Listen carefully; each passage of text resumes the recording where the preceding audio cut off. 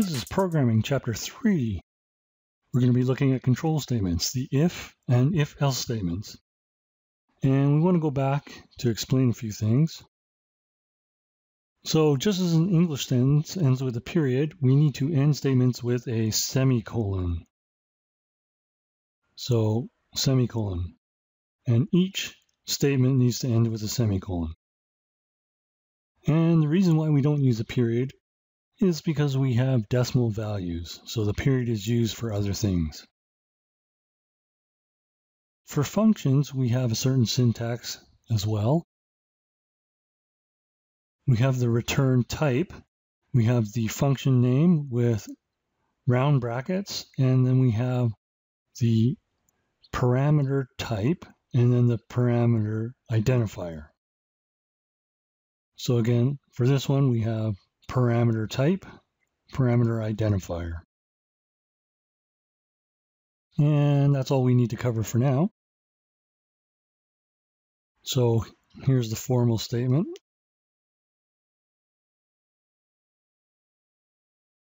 We've already seen that we specify our code. It executes one line at a time.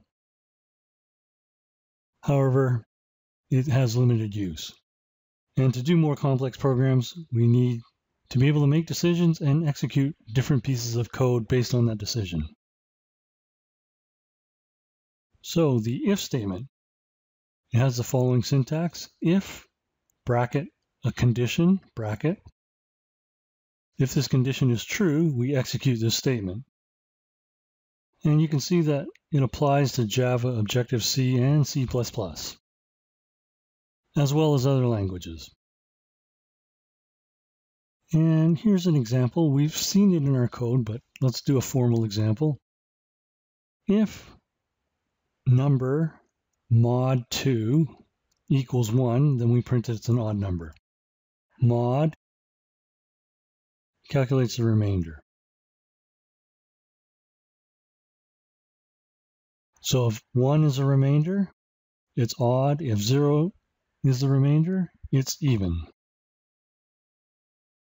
If this is true, it executes this statement. If it's not true, it skips past that statement. Sometimes, if the condition is false, we'd like to execute something as well. So if it's false, it jumps down to this statement, executes it, and then continues on.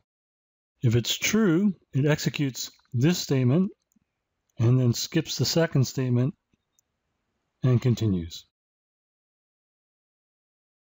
So here we extend our example. If the number divided by 2 has a remainder of 1, we print odd. Otherwise, we print it's even.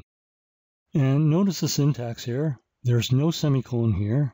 There's a semicolon here because this is a statement. And we have a semicolon here because this is a statement. And together, this whole thing is treated as one statement. And again, there's no semicolon there either.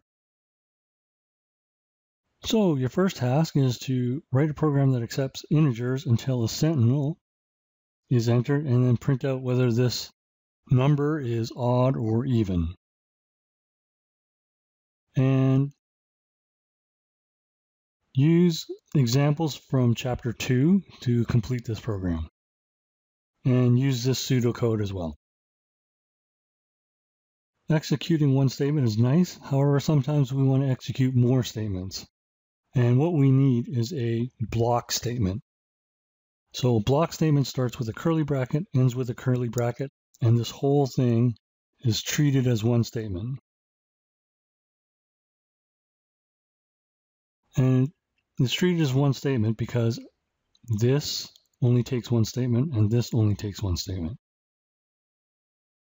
So if the number is odd and it's greater than 0, it executes this statement and then executes the next statement and then jumps to the end, following code. And to do logic, we have several operators. We have exclamation mark equal sign, and that means not equal. We have two equal signs. That means equals, greater than or equal, less than, and less than or equal. Now, common error that happens is you put one equal sign in. One equal sign is an assignment operator. It's not a comparison, so you have to be careful with this. And most compilers will give you some sort of warning if you put an equal sign in a condition. So don't ignore the warnings. Here we have some examples in pseudocode. So if the person's age is greater than or equal to 65, we print a person is a senior and can retire. After this line is executed, it'll jump to the following line. If this doesn't happen, if its age is less than 65, then we check to see if the age is less than or equal to 18. If it's true, then we go ahead and print this line. The person is not an adult and should stay in school. If the person is between 19 and 64, it does nothing. It just jumps to the end. So if you don't have an else, it won't do the excluded case. Here's another example. So if the number equals 12, we print there's a dozen, and then it jumps to the very end. Otherwise, we check to see if the number is less than 12. Then we print there's less than a dozen. And here's the catch-all, else. If it's not less than 12 and it's not equal to 12, then we print this. There is more than a dozen. The trick to writing good code is you need to always test sufficient numbers to verify every condition. So in this example, we need to test 8, 12, and 20 to make sure that all these cases are handled. For the above case, you might want to test 12, 18, 35, 65, 72.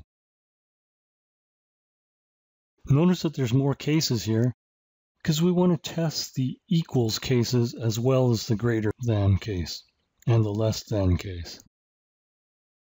So for your next exercise, you need to write two separate programs and have it accept integers until the sentinel is entered. And then do this exercise as one program, and then do this pseudocode for your second program. And for more advanced conditions, you can perform multiple ifs, or you can use logical connectors and operators. A double AND sign is an AND connector. A double vertical slash is an OR connector. And a single exclamation mark is a NOT operator. So the AND operator is used to connect multiple conditions. So this must be true, this must be true, this must be true. They all must be true in order for this statement to execute. The OR operator works a little bit differently. So if this is true, or this is true, or this is true, or this is true, it will take one or more truths in order for this statement to be executed. If none of them are true, it won't execute. The NOT operator only has a right side operand. The AND and OR operators, or connectors, require a left side and a right side operand. So here we have, if the top mark is physics, or the top mark is chemistry, or top mark is biology, then they're going to get a science award. But we flip this. and we say not. So the award is no science award. So this has to be false, false, false. And then it flips it to become true. But if one of these are true, then the whole statement is false. And again, please ask me if you're having any confusion with the logic and with the way it's constructed. The other way to come up with a no science award is go not top mark in physics, and not top mark in chemistry, and not top mark in biology. And what we can do is store conditions into a Boolean type. So, for instance, we could have Boolean, we'll use the Objective-C one, Boolean incomplete mark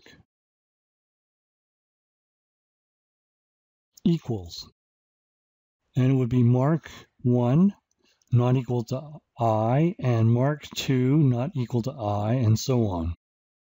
Once we calculate that, we can simply replace all of these with incomplete mark. And that'll make it more efficient because we're not repeating the calculations for these conditions. I just want to go back a bit.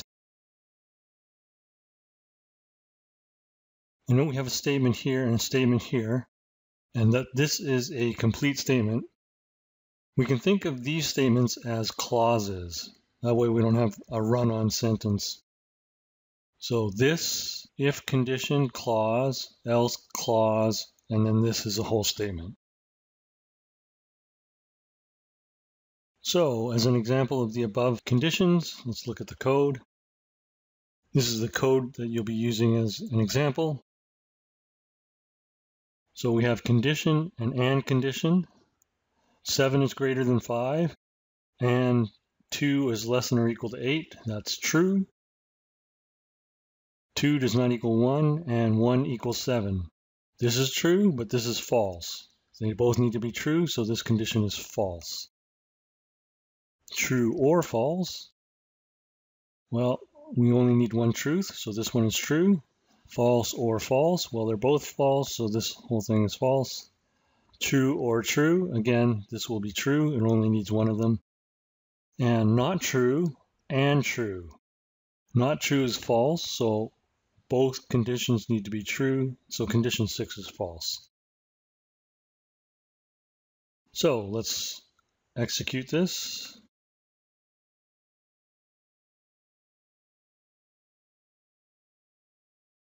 So the computer treats true as being a non-zero and false as 0.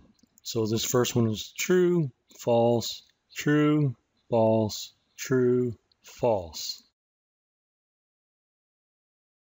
And we can see how we use the condition. Condition 6 was stored and it was false. If condition 6 is false, so it doesn't print this, it skips down here, prints condition is false, and then returns. And that's exactly what we see on the screen. So the next exercise is for you to make this more efficient. So decide what are the common conditions and store it into a Boolean, and then replace part of these conditions with just the Boolean value. You can code the whole thing completely if you like, or you can just send me the code snippet. And the reason why I want the code snippet is because inputting all these values could take a significant amount of work.